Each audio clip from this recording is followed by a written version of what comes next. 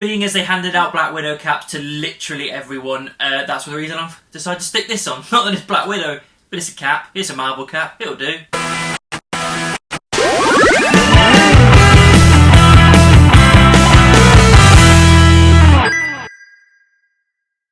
Hi guys, welcome to Beard's Eye View, and this is going to be what I thought for the Marvel Hall H panel for Comic Con 2019. Before we begin, don't forget to like and comment down below, subscribe and ring the bell so you can be notified whenever I do videos. I do a video every single Wednesday, so keep a lookout for those. Also look to the end of this video so you can find out you can save 15% on some awesome clothing. Quickly as well, I have seen the trailer for The Witcher, the Netflix series. I will be doing a video about it, so it will be coming out on Wednesday, so keep a lookout for that as well. So, Hall H, Marvel panel, Comic Con 2019 is happening this weekend, loads of stuff going on.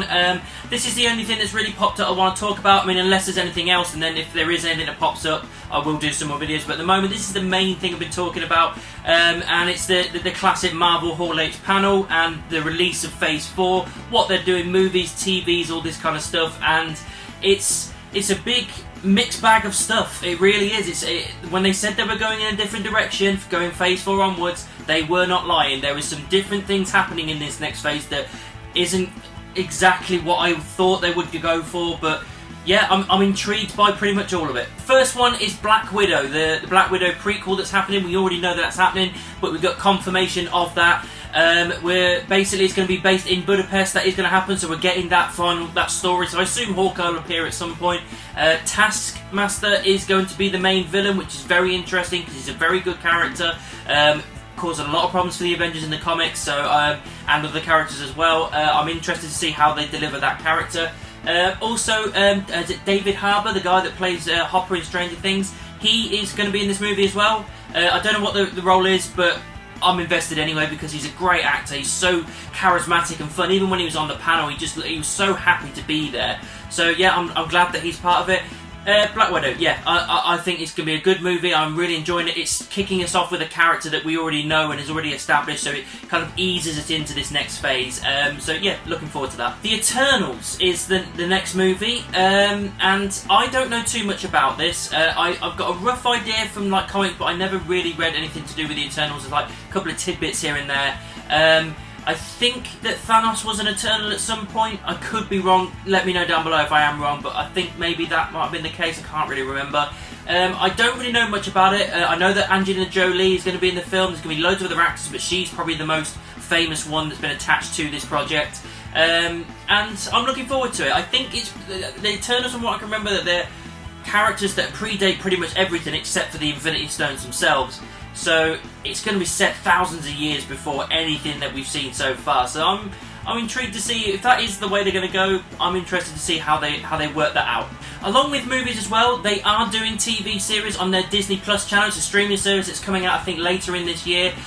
So you will have to get hold of the Disney Plus service if you want to continue to watch things that are completely interconnected into the MCU. The first one is The Falcon and the Winter Soldier. Obviously, Bucky and Sam Wilson, they're doing their own TV show. Zemo from Civil War is making an appearance. I think he may be the main bad guy, or he may be one of the main bad guys. Totally down with that. I loved his character in the film. I think there's so much more for his character to be doing. And I'm glad that we're going to get these guys teaming up as Falcon, like the new Cap, and Winter Soldier. And it seems like maybe they're going this kind of buddy cop type feel. I reckon that's how it's going to feel, where they're going on and taking on characters and trying to take down Zemo and anyone else that pops up.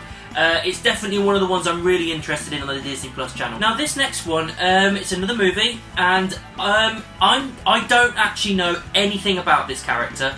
I know from the title, certain things, but the actual character itself, I've never read a comic book, I've never known about the character, I've never invested any time in it, so I don't really know. But I didn't really know much about Guardians of the Galaxy other than the characters, and that was it, and they ended up being amazing. And it's ShangChi, Legend of the Ten Rings. Now, I don't know the character, but I know the Ten Rings. We've had them introversed in through the universe at the start of Iron Man with the Ten Rings kind of clan. The Mandarin, the real Mandarin, is making an appearance. Obviously, he's part of the Ten Rings. So I'm interested to see where they go with that character, being as it's not connected to Iron Man as far as we know. But I don't know anything about the main character, the Shang-Chi character, nothing at all. So this is one of the ones where I'm on the fence at the moment because I don't know anything. but if I do some research, and I've got every faith in Marvel, I'm pretty sure it can still be a really good film. The next show on the Disney Plus channel, WandaVision. It's been speculated for a while that they were going to be doing a TV show with these two characters. Yep, they're doing it. I've no idea how it's going to work and how... I honestly can't think where this can be placed and everything. Apparently it is going to be placed after ENDGAME, but I don't know in what way. I don't know how they're going to figure this out. I've also heard that Monica Rambeau, the little black kid in Captain Marvel, she's making an adult appearance in this as well. So again, I'm interested to see how they're going to put her into this show. But obviously the actors are all reprising their roles, which is good because it means they're putting a lot of money and investment into these TV shows. They're not going to be like the Netflix shows where they're kind of loosely connected but not really. These ones are full on 100% connected to the MCU, so they will be putting in time and investment and money into it. I am interested because I like these characters. Wanda and Vision, I think that their relationship was built really well. It's a very unusual relationship given that one's an android. But I'm interested to see what they do with it. I really am. I don't know how they're going to work it after ENDGAME, considering Vision is dead and Wanda's alone.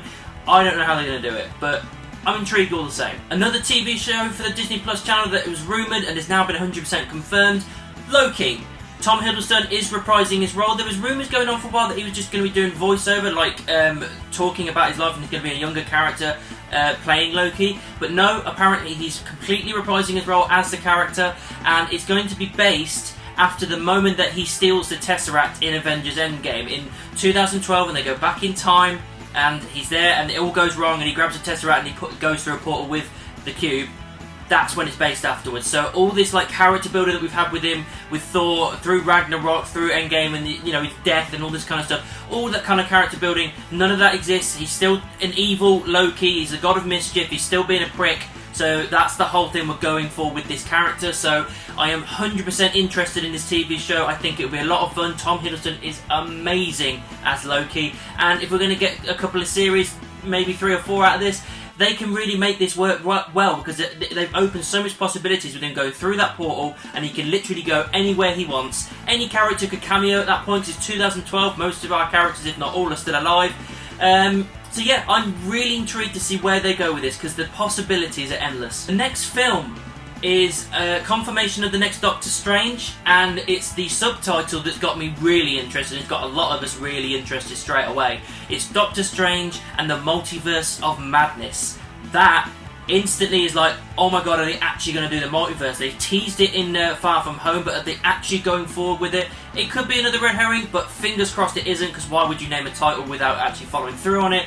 That means there's so many possibilities of what they can do and where they're going to go, and the multiverse is a very interesting concept. It opens a lot of doors for many characters to come back at any point, or new characters to be involved, but you don't have to do too much with them. You can literally go anywhere and do anything with this, and I'm so interested in it. I have heard that Scarlet Witch is going to be making an appearance in this as well, and apparently it's going to be a very kind of scary horror element to this film. It's going to be the first film in the MCU that's based as a kind of horror film. It's still PG-13, so it's not going to be like It or anything like that where it's going to be proper scary, because I'm not a massive fan of horror. I'll put it out there, I don't know horror films, I can't be out being jumped all the time, it annoys the fuck out of me. But with a PG-13 scary thing, I can deal with that. So yeah, I'm intrigued. I think that's going to be a very different kind of layer onto one of our Marvel movies, and it's just very intriguing. The next TV show for the Disney Plus channel is a very interesting concept, and I'm intrigued, but I don't know where they're going to go with it and how it's going to work. It's called Marvel What If. Apparently it's an animated series. It is 100% connected to the MCU, so it's not like it's a loose connection. It is connected 100%, and all of our characters that we've known and loved all to the end of Endgame are all reprising their roles in voiceover capacity, so I'm interested in that. And it's going to be based on a character called the Watcher, so the whole Stan Lee cameo thing, him being the Watcher, it probably seems like that's debunked now. I don't know how they're going to work it, but yeah, the Watcher, and it's kind of like a what if scenario of certain like things through the Marvel universe that we've had already or about to have. I don't know the full details of it, but again, it's opening doors to a lot of possibilities and a lot of scenarios and parts from the comics that we can pull from and use them in this what if scenario without it actually affecting the main timeline. So the possibilities, again, are very endless. It opens up a lot of doors for many things that you can do with so many of the characters that you love and doing different things. And I'm very interested to see what they do with it. I don't know how well it's going to be received because of it being animated and because it's kind of different to anything else we've had in the MCU.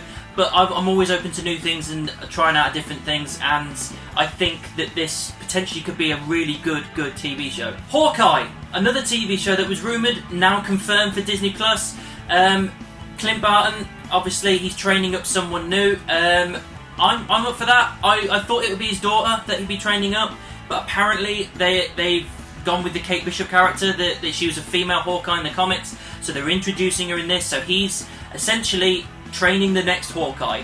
It is taking place after Endgame from what it looks like, so it's a case of he's retired now with his family. He's like, I can't keep doing Hawkeye anymore, the Avengers are pretty much done with, I need to pass on my skills to the next person. And if he's not doing it with his daughter, which I would have loved, but I can kind of understand it because he wants to retire with his family rather than putting his family in danger, and that puts his daughter in danger by being the next Hawkeye.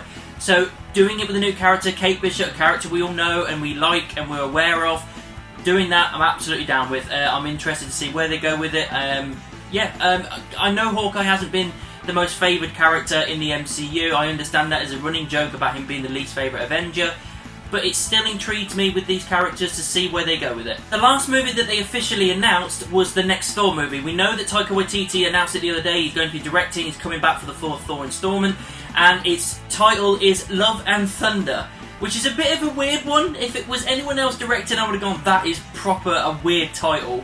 But the fact that Waititi's directing, it kind of goes, right, it's got his kind of flavour to it. I'll go with that. But the interesting thing in this is, Natalie Portman is back. Considering that it seemed like she cut all ties to Avengers and Marvel and anything related to Thor, she was like, I'm done, I don't want to do anything, I don't like the way things are going, I don't want to be a character anymore. She came back up on stage, she's reprising her role as Jane Foster, and apparently it can be loosely based on the Mighty Thor comic, where for the first time we saw a female Thor, Jane Foster as a female Thor.